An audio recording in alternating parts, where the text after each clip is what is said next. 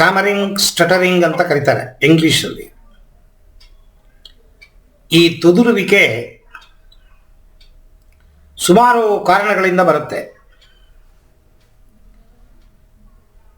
ಈ speech and hearing, speech therapy, ದೈಹಿಕವಾಗಿ ಮಾನಸಿಕವಾಗಿ ತೊಂದರೆಗಳು ಇದ್ದಾಗ ಈ ತೊದಲುವಿಕೆ ಬರುತ್ತೆ.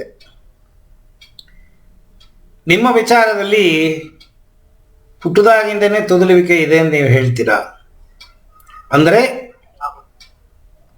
ಜೆನೆಟಿಕಲ್ ಫ್ಯಾಕ್ಟರ್, ಪಾರಂಪರಿಕವಾಗಿ, ವಂಶ ಪಾರಂಪರಿಕವಾಗಿ 21 ತಲೆಮಾರಲ್ಲಿ ಯಾರಾದರೂ ತೊದಲುವಿಕೆಗೆ ಒಳಪಟ್ಟಿದ್ರೆ ಅಮ್ಮನ ಕಡೆ ಅಥವಾ ಅಪ್ಪನ ಕಡೆ ಇದು ನಮಗೆ ಬರುತ್ತೆ.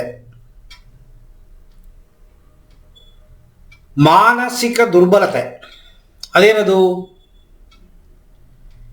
ಕೆಲವು ಮನೆಯಲ್ಲಿ ಅಣ್ಣ ತಮ್ಮಂದರು 2-3 ಜನ ಇರ್ತಾರೆ ಅಂತ ಇಟ್ಕೊಳ್ಳಿ.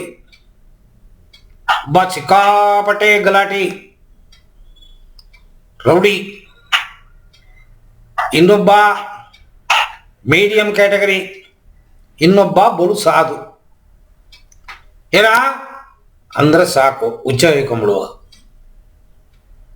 ವಯಸ್ಸ. ಇದು ಹುಟ್ಟು ಗುಣ ಅಂತ ನಾವು ಹೇಳ್ತೀವಿ. ಹುಟ್ಟು ಗುಣ ತುಂಬ ಸಾತ್ವಿಕ ನೇಚರ್ ಇದ್ದಾಗ ಯಾರಾದರೂ ಏನಾದರೂ ಹೇಳಿದ್ರೆ ಅದನ್ನು ತಡೆಯೋಕ್ಕಾಗ್ದೇನೆ ಮನಸ್ಸಲ್ಲಿ ನೋವನ್ನು ಇಟ್ಟುಕೊಂಡು ಆ ನೋವನ್ನು ಬೇರೆಯವ್ರಿಗೆ ನಾವು ಹೇಳ್ದೇನೆ ಮನಸ್ಸಲ್ಲಿ ಕೊರಗುತ್ತಾ ಇದ್ರೆ ತೊದಲುವಿಕೆ ಬಂದ್ಬಿಡುತ್ತೆ. ಸಾಮಾನ್ಯ ಮನೆಯಲ್ಲಿ ತಾಯಿ ಅಥವಾ ತಂದೆ ಯಾರಾದರೂ ಒಬ್ಬರು ಮಕ್ಕಳನ್ನು ಕಂಟ್ರೋಲ್ ಮಾಡಿ ಸರಿಯಾದ ದಾರಿಯಲ್ಲಿ ತಗೊಂಡು ಹೋಗ್ತಾರೆ. ಇದು ಮಾಡು, ಇದು ಮಾಡಬೇಡ, ಇದು ತಪ್ಪು, ಇದು ಸರಿ, ಆ ಸ್ನೇಹಿತನ ಜೊತೆಗೆ ಸೇರಬೇಡ, ಅವನು ಬೀಡಿ ಹೊಡಿತಾನ, ಈ ಸ್ನೇಹಿತನ ಜೊತೆಗೆ ಹೋಗಬೇಡ, ಸ್ಕೂಲಿಗೆ ಬರೋದಿಲ್ಲವ, ಏನೋ ಕಂಡೀಷನ್ ಮಾಡ್ತಾರೆ. ಅದು ಪ್ರೀತಿಯಿಂದ ಕಂಡೀಷನ್ ಮಾಡಿದ್ರೆ ನಮಗೇನು ಗೊತ್ತಾಗೋದಿಲ್ಲ. ದಬ್ಬಾಳಿಕೆ, ಬೈಯೋದು ಖಾರವಾಗಿರುತ್ತೆ, ನಾಟತ್ತೆ ನಮ್ಮ ತಲೆಗೆ. ಆ ಥರ ವಿಚಾರಗಳು ಮಿಲ್ಟ್ರಿ ರೂಲ್ ಅಂತ ಹೇಳ್ತೀವಿ. ಎಲ್ಲಿ ಹೋಗಿದ್ದಿ, ಯಾಕೆ ಲೇಟು, ಯಾವಾಗ ಬಂದು, ಯಾಕೆ ಹೇಳಲಿಲ್ಲ, ಹಿಂಗೆಲ್ಲ ಮಿಲ್ಟ್ರಿ ರೂಲ್ ಮಾಡಿ ಕೆಲವರು ಮಕ್ಕಳನ್ನು ಸಾಕ್ತಾರೆ. ಪ್ರೀತಿ ಅನ್ನೋದು ಏನು ಅಂತ ನೋಡಿರಲ್ಲ ಮಕ್ಕಳು. ಪ್ರೀತಿಯಿಂದನೇ ಲೋಕನ್ನ ಗೆಲ್ಲಬಹುದು. ತಂದೆ ತಾಯಿ ಪ್ರೀತಿ ಕೊಡಕ್ಕೆ ಬರಲ್ಲ ಅಂತ ಮಕ್ಕಳು ಸೈಕಿಕ್ ಆಗ್ಬಿಡ್ತಾರೆ. ಪ್ರೀತಿ ಕೊರತೆಯಿಂದ ಸೈಕಿಕ್ ಆದಾಗ ಮನಸ್ಸು ಒಳಗಡೆ ಇರೋ ಭಾವನೆಗಳನ್ನು ಹೊರಗಡೆ ಹೇಳಕ್ಕಾಗದೆ ತೊದಲುವಿಕೆ ಬಂದ್ಬಿಡುತ್ತೆ.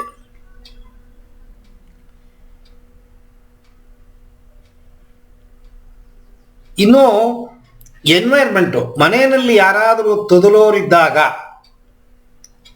ಅಮ್ಮನ ಕಡೆ ಅಥವಾ ಅಪ್ಪನ ಕಡೆ ತೊದಲೋರು ನಮ್ಮ ಜೊತೆಗಿದ್ದಾಗ, ಅಥವಾ ನೀವು ಸ್ಕೂಲು ಕಾಲೇಜು ಅಥವಾ ಸ್ನೇಹಿತರು ಇವರ ಜೊತೆಗೆ ನೀವು ಯಾವಾಗ ಪಳಗ್ತೀರಾ ಅವರಲ್ಲಿ ಯಾರಾದರೂ ಒಬ್ಬರಿಬ್ಬರಿಗೆ ತೊದಲುವಿಕೆ ಇದ್ದರೆ ಖಂಡಿತ ತೊದಲು ಬಂದ್ಬಿಡುತ್ತೆ. ಹೀಗೆ ಹಲವಾರು ಕಾರಣಗಳಿಂದ ತೊದಲುವಿಕೆಯಿಂದ ನರಳುತ್ತೀವಿ. ಇನ್ನು ಕೆಲವರಿಗೆ ಫಿಸಿಕಲ್ ಆಗಿ ಗಂಟ್ಲು ಸರಿ ಇರಲ್ಲ, ಧ್ವನಿಪೆಟ್ಟಿಗೆ, ನಾಲಿಗೆ ದಪ್ಪ, ನಾಲಿಗೆ ತುಂಡ, ಎಂಡಲ್ಲಿ ನಾಲಿಗೆ ಕನೆಕ್ಟ್ ಆಗಿರುತ್ತೆ ಎಲ್ರಿಗೂ. ಈ ತೊದಲೋರು ಕೆಲವರಿಗೆ ಇಲ್ಲಿ ಎಂಟ್ರೆನ್ಸಲ್ಲಿ ಕೆಳಗಡೆ ಕನೆಕ್ಟ್ ಆಗಿ ಹೋಗುತ್ತೆ, ಅಲ್ಲಾಟ ಕಮ್ಮಿ. ಇದು ಫಿಸಿಕಲ್ ಡಿಸೇಬಲ್ಮೆಂಟ್ ಅಂತ ಹೇಳ್ತೀವಿ ನಾವು. ಫಿಸಿಕಲ್ ಆಗಿ ಭಗವಂತನ ಸೃಷ್ಟಿನಲ್ಲಿ ಏನಾದರೂ ಏರುಪೇರಾದರೆ ಹಿಂಗಾಗತ್ತೆ. ಮನಸ್ಸು ಈ ಭಯ ಭೀತಿ ಆತಂಕ ಒಳಗಡೆ ಕೂತಾಗ ಇದು ಮನಸ್ಸಿನ ಪ್ರಾಬ್ಲಮ್ಮು. ಫಿಸಿಕಲ್ ಆಗಿ ಗಂಟಲು, ನಾಲಿಗೆ, ನಿಮ್ಮ ಜಾಸು ಇದು ಸೇರತ್ತೆ ನೋಡಿ. ಈ ಕೀಲು, ಈ ಕಡೆ ಒಂದು ಕೀಲು, ಈ ಕಡೆ ಒಂದು ಕೀಲು, ಅದು ಕರೆಕ್ಟಾಗಿ ಅಲ್ಲಾಡಬೇಕು. ಅಲ್ಲಾಡದೆ ಹೋದ ಪಕ್ಷದಲ್ಲಿ ಟೈಟ್ ಆಗಿರುತ್ತೆ, ಕೆಲವರಿಗೆ ಮೂಮೆಂಟ್ ಇರಲ್ಲ. ಇದು ಭಗವಂತನ ಸೃಷ್ಟಿನಲ್ಲಿ ಏರುಪೇರು. ಒಂದು ಕಣ್ಣು ದಪ್ಪ, ಒಂದು ಕಣ್ಣು ತುಂಡ, ಒಂದು ಕಿವಿ ಅಗಲ, ಇನ್ನೊಂದು ಕಿವಿ ಅಥವಾ ಎರಡು ಕಿವಿ ಅಗಲ ಜಾಸ್ತಿ, ಮೂಗು ಒಳ್ಳೆ ತೆಂಗಿನಕಾಯಿ ಇಟ್ಟಂಗಿರುತ್ತೆ ಮೂಗು ಕೆಲವರಿಗೆ. ಭಗವಂತನ ಸೃಷ್ಟಿ ಆ ಥರ. ಭಗವಂತನ ಸೃಷ್ಟಿನಲ್ಲಿ ನಮ್ಮ ದೇಹ ಮಾತಾಡುವ ವಿಚಾರಗಳಿಗೆ ಸಂಬಂಧಪಟ್ಟಿದ್ದ ಅಂಕಗಳಲ್ಲಿ ಏರುಪೇರಾದಾಗ ತೊದಲು ಬರುತ್ತೆ. ಇನ್ನೊಂದು ಕ್ಯಾಟಗರಿ ಮನಸ್ಸು. ಮನಸ್ಸಲ್ಲಿ ಈ ಥರದ ಭಯ ಭೀತಿ ಆತಂಕ ಇತ್ಯಾದಿ ಇತ್ಯಾದಿ ಏನಾದರೂ ಕೂತ್ಕೊಂಡ್ಬಿಟ್ರೆ ಮಾತೇ ಶುರು ಆಗಲ್ಲ. ಸುಮಾರು ಜನ ನೋಡಿದ್ದೀನಿ ನಾನು, ಮಾತು ಶುರು ಮಾಡಿಬಿಡ್ತಾರೆ, ಮಧ್ಯದಲ್ಲಿ ಸ್ಟಕ್ ಹೊಡೆಯುತ್ತೆ. ಕೆಲವರಿಗೆ ಶುರುವೇ ಪ್ರಾಬ್ಲಮ್ಮು, ಕೆಲವರಿಗೆ ಕೆಲವು ಪದಗಳು ಪ್ರಾಬ್ಲಮ್ಮು, ಕೆಲವರಿಗೆ ಕೆಲವ ಶಬ್ದಗಳು ಪ್ರಾಬ್ಲಮ್. ಆ ಟ ಪ ಈ ಥರದ್ದು ಶಬ್ದಗಳು, ಅಕ್ಷರಗಳು, ಇದು ಏನೇ ಇದ್ರೂ ಕೂಡ ಎಲ್ಲ ನಿಮ್ಮ ಮೆದುಳ ಒಳಗಡೆ ಕೆಲಸ ಮಾಡುವ ಮನಸ್ಸಿನ ತೊಂದರೆ.